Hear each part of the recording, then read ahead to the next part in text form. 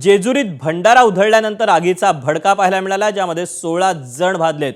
नगर परिषदेच्या निकालानंतर जेजुरीच्या गडाच्या पायथ्याशी ही भंडाराची उधळण करण्यात आली। नेमकी काय घटना घडली, जयदीप भगत आपल्याला सांगतोय। जयदीप, कधीची घटना आणि आत्ताची काय परिस्थिती आहे? दीपक, खरं तर ही घटना दुपारची आहे।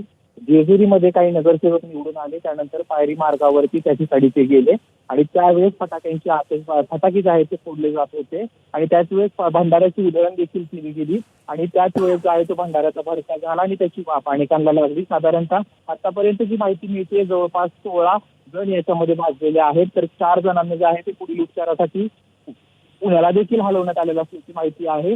खरं तर आता जे आहे ते ग्रामीण रुग्णालयामध्ये 2 जण आहेत ते ऍडमिट आहेत, बाकीच्यांवरती उपचार करून ते घरी गेलेत। आता खरंच ते घरी गेले आहेत का कुठल्या हॉस्पिटलमध्ये गेले आहेत याची अद्यापपर्यंत माहिती मिळू शकली नसली, तरी ही गंभीर जी आहे ती घटना घडलेली आहे। पुन्हा एकदा भेसळयुक्त भंडाऱ्याचा जो प्रश्न आहे तो ऐरणीवर आलेला आहे। जेजुरीमध्ये आजच जे आहे ते निकाल लागला आणि त्यावेळी पायरी मार्गाच्या ठिकाणी ज्यावेळेस औक्षण करण्यासाठी गेले त्यावेळेस जे आहे तो आतिषबाजीच्या दरम्यान भंडारा उधळला गेला आणि त्याची जी आहे ती वाफ भडका झाला आणि त्याची जी वाफ आहे ती अनेक लोकांना जे आहे ते लागली। जवळपास आतापर्यंत जी माहिती मिळते आहे ते 16 जणांना याच्यामध्ये जे आहे ते जखमी झालेले आहेत। आता किती गंभीर स्वरूपाची जखम हे समजू शकलं नसलं तरी 4 जणांना पुण्यात नेलं, त्याच्या आरती पुण्याला नेलं। त्याआरती ही घटना गंभीर आहे, त्यांना गंभीररित्या जे आहे ते भाजले गेले। स्वाभाविकच आणखीन यानंतर पुढे काय येतंय ते पाहणं महत्त्वाचं असेल। जयदीप, धन्यवाद दिलेल्या सविस्तर माहितीबद्दल।